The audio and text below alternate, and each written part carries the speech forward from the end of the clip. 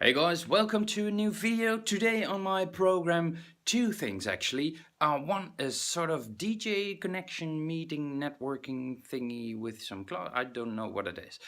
And a retro gaming bus in Schiedam. So let's get started.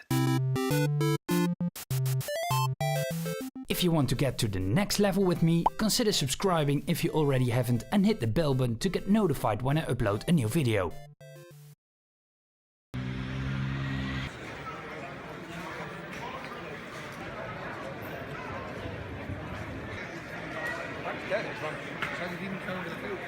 Well, I did some interesting pickups, but not really collector's things, but I bought a whole new PlayStation 1, 15 euros, I couldn't resist, and some PlayStation 1 games, not very interesting, but Hidden and Dangerous. I played this as a kid on the PC. What else? Of course, Carmageddon, of course, Descent, also, Tekken, classic one, Ridge Racer, Forsaken, just some pretty mainstream titles, nothing special, but I remember those games and really fun to play them again. Not really interested in buying or collecting for the PS1 because there are so many games for the PlayStation 1. Not really into that. I want to first complete my Saturn or Mega Drive or Master System collection or 32X collection. That's my main priority. What I picked up for the Genesis, also just a couple of mainstream titles. Asterix, I hadn't that one. Pitfall, I searched for this one. And Ottifants, not really a collector's thing, but I thought, well, maybe. And I picked up Virtua Fighter for the Saturn. I already have this version, but the disc-only version, and I really regret that I ditched my boxes a couple of years ago. So I had to buy this one just for the box. Really shame, but this one was just 10 euros, but the disc was pretty good, and so I have a disc at home and I switch it and swap it if my disc at home is worse than this one, and I can use this for the case. So and Sonic 2 for the Master System. I played this as a kid, and I sold my Master System. I regret this today, and I had this game and I never played it again, and I liked it. And of course, Screwdriver for those Mega Drive games. Really useful. I hope all those titles work. I tested some of the PlayStation titles because I bought the PlayStation and the testing department was for free. So regretfully I did that because I picked up a PlayStation that was in good shape. It looked alright. It looked pretty good actually, but it wasn't alright. It didn't boot the discs, and so I had to swap it. That's really a bummer to get home after an hour drive and find that stuff is broken. So I switched it, and now I have a working PlayStation 1. Okay, recap from the Expo. My mega pickup of the PlayStation. Yeah, I'm really happy with that purchase. The problem with that purchase is a bit, I don't want to fall into the pit of collecting also for the PlayStation 1. No, I won't do that. And if I look at the soft spot for the PlayStation, that's about this big, and the soft spot for my Master System and Mega Drive, that's about this big. So no, I need to keep it to myself. I don't want to collect for the PlayStation. No, I don't. What do we got? Well, in the first place, Virtua Fighter, yeah, of course, a mainstream title of the Sega Saturn. It came out probably when the Saturn was launched. There are so many versions of the title out there. There is even a Genesis version. Not really good fighting game, but there is the 32X version. More. The Dreamcast has several versions. A lot. 32X. Did I already say it? Okay. Yeah, I bought this because of the disc. The disc was better. I swapped it out with my original because it was just better. So I got a kind of brand new game, and I sell off my disc-only Virtua Fighter. Yeah, I like this game. It's so iconic for the age, and there are so many fighting games that for the time copied this version. Really funny to see that Sega hit a real arcade hit with this game. Virtua Fighter for the Sega Saturn. I also picked up Asterix. Yeah, of course, complete in box. The state is somewhat shaky when you look at the manual, but not bad. Mint is something else. Yeah. I played the game. Yeah, I don't like it that much. I played the Master System version, and I think it's just better. Maybe the graphics of the Mega Drive version look better, but yeah, the playability, the gameplay is better of several titles that I played on the Master System. Asterix and the Great Rescue. Yeah, if you're looking for a fun platformer, don't pick it up. Just plain simple. It's not a really good game, and probably wasn't back in the day. Don't pick it up. For my collection, it's okay, but if I have to buy it again, I won't. Next up, Ottifants, the classic edition of the Ottifants. Yeah, it's bad. It's bad. It's even worse than Asterix. Ottifants, the condition of the card is good. The condition of the manual is good, but it's just a shitty game. I saw it in a magazine, and that's 20, 30 years ago, and that's why I wanted to have it. It was a German magazine, by the way. Yeah, it's just not fun. It's probably one of the worst Mega Drive games I've played. It's not fun. It's not annoying. Well, somewhat. But no, fun is other games. Speaking of no fun, this is Pitfall. Yeah, I played it because I saw it in the magazines. I wanted to have it. The graphics looked great, but what's going on with the collision detection? The first impression you get of the game is when you are in the first level and you fall into a pit. Yeah, I know it's the title of the game. I tried to play it in the emulator for making footage for this video, and I couldn't get past the pits because the controls are so shaky. I played it on a Mega Drive, and I could, but I had a hard time get passed by it. And that's, yeah, the snake is annoying when it comes to the pits and the snakes. That combination is really annoying. Yeah, I don't understand. Yeah, no, not fun. What is fun is Sonic 2. Yeah, I had a blast with this game. What can I say about it? It's of course it's a classic platformer game for the Master System. Sonic 2. What I noticed, and funny, that is something I didn't notice before, is that Master System games, well, we know, of course, the technology is worse or predates the Mega Drives, but that the levels and the way it is somewhat simple, and there aren't much enemies, and there's not much going on in the game.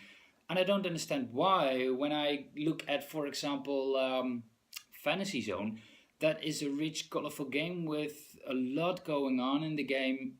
Um, so it is not that it isn't possible on the Master System.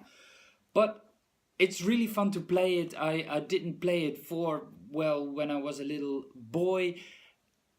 I had fun with this game, and yeah, it's such a classic. You need to have it when you have a Master System system, because it's just the classic. And yeah, you should be ashamed, even if you don't like Sonic or This Too Simple. You need to have it for your system. Okay, Hidden and Dangerous. Hidden and Dangerous is somewhat of a tactical game. It's a war game, and you have to choose soldiers that you want in the squad. You have to choose the weapons that you want in the squad. It's not a game that you quickly pick up and play it, and you have to go quietly, sit down for it, and go and see what the problem of the game is. I remember back in the days I played this on the PC, I think, and I liked it very much. I played it on the PlayStation very quick, but I couldn't get past the first soldiers that I came around. The controls are somewhat finicky, and you can walk in the water and instantly die without getting a warning that you are going to die, or no, I can't shoot back at the enemies. So I have to sit down quietly and play it and figure out what the problem is and what I have to do to get around it. I remember back in the days, it's a more tactical game. The music is great. The graphics are not that great and haven't aged very well. The music is great because it's some kind of spooky, kind of mystery-like classical music, and it fits the game really well. But as I said, I had to sit down really on a quiet moment, maybe for the holiday season. But I'm gonna play more of this game, Hidden and Dangerous. Next up is True Pinball.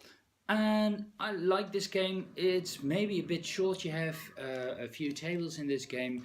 The graphics are pretty good. The physics are really good. And the graphics have aged very well. Okay, you can see it's from a couple of years back, but it's pretty solid. Maybe the tables are a bit, yeah, dull or not that great, but overall the game, I like this game. And also this game has some finicky controls. It uses the right button on the joypad for the right flipper, and the rectangle for the right flipper. And yeah, it's kind of weird. Why didn't you use the back buttons of the PlayStation controller? I don't know. And for a couple of bucks, it's a really good pickup. So, True Pinball for the PlayStation. The next game is Carmageddon. Well, this is a classic, and I think it's maybe become a classic because it's one of the first games that you could run over random people and get points for it. And back in the days, this was really a thing. You reward people, you reward players to run over other people. It was violent, it was bad, it was oh so bad, and there were questions in the government, and because of this game. And I think that this game has the popularity that this game has was because of the extremeness of this game. When I play this game again, I played it again on the PC. When I play it now, a couple of years later, I noticed that the graphics are not great, haven't aged very well. The controls are bad. The car reacts bad to the controller. Where the hell should I drive? It's really not. The signs are not really great. It drives really weird and kind of slow, and it's a bit of no, really. Yeah, it's fun to play it after a couple of years, but I can't figure out where to drive, and it's what was kind of the first is that you can run over people. What kind of the first was too is damage to your car, and that you have some problems driving when your car is damaged. And I think that the Grand Theft Auto games had their ideas from amongst this game and took their ideas from this game. But it's really fun to play it after a couple of years, but it has the game has aged very badly. Okay, next up is Forsaken. Well, that's a classic too. I played this also on the PC, and that's why I want to have it on the PlayStation. The graphics are good. Yeah, okay, you can see it's a couple of years ago. The controls again are pretty finicky and weird, and it took me a while to get used to that. But it doesn't feel fluent. The controls don't feel fluent, but the hovering and the movements in the game are pretty fluent and pretty solid, and I think that's one of the better games from this era that implements that very well. You're kind of a spaceship and you fly through a kind of like maze spaceship-like environment. You have to shoot other ships. But it's a bit rough around the edges. I noticed, but yeah, it's a classic and fun to play it after a while, and it can get pretty hard. I noticed, but yeah, if you want a game from that era, pick it up. Forsaken. Next up is Descent. Descent is a 360 degrees kind of game with no up and no down, because you fly in a spaceship and you can turn around your spaceship, and then up becomes down and down becomes up, with 90 degrees of movability. So what can be your left wall can also be the floor. That makes this game somewhat challenging. What I notice is that it controls better than, for example, Forsaken. The controls are still a little bit finicky, but it's a lot better than Forsaken. What I notice is that it has some frame rate issues. Graphics haven't aged very well. The gameplay is definitely better than Forsaken. Controls better than Forsaken. I like this game. I played it back on the PC, and that's how I knew the game. And that 360 degrees thing, up is down, down is up, left is also up or down. That's somewhat kind of challenging, but pretty unique to this game. Also, if you're looking for a cheap buy for the PlayStation that is typical for this era, pick up Descent. And then Tekken. Yeah. No, I should say Virtua Fighter for the PlayStation, because this, well, is pretty much Virtua Fighter for the PlayStation. Tekken. Typical game of the era. SEGA had really good success, much success with Virtua Fighter, and Sony needed to compete with that. And I'm really astonished that SEGA didn't slap Namco or Sony with a lawsuit, because it controls somewhat the same, the movements are the same. The characters are the same. I saw Sarah in there under another name. I saw her brother, can't remember his name. I saw Jeffrey up there. So yeah, it's pretty much Virtua Fighter for the PlayStation. The graphics are somewhat outdated, but that is that's to be expected from a game from this age. at this age, but yeah, it's pretty good for the time being. The graphics are pretty good, motions are fluid, frame rate is solid. Yeah, but I can't I can't get past by the fact that it is just Virtua Fighter. But really good game. If you don't want to break the bank for a fighting game, this is a pretty solid one. So Tekken, and then Ridge Racer, of course, a classic for the PlayStation. I know that I was in a store in Germany, in Kleve, and I looked at the kiosk with the PlayStation, and there was playing Ridge Racer, and some guys were playing it, boys probably, I don't know. And it looked so good, it looked so good. And for the time being, it was kind of revolutionary. This reminds me pretty much of a certain SEGA title that was really popular in an arcade. Really good. What I like is yeah, the typical 90s music. So fun to hear. It's typical of that era, and yeah, but also the sound effects are great. When you're going through a tunnel, you hear the echoing effect of your car in that tunnel. Really well done. Yeah, the graphics don't hold up in these days, but for the days it was just good. The gameplay is solid. The controls are solid. I like Ridge Racer a lot, and it doesn't break the bank. So if you want to have a good racing game for the PlayStation, go for Ridge Racer. That's it for this video. I hope you enjoyed it, and I hope to see you next time.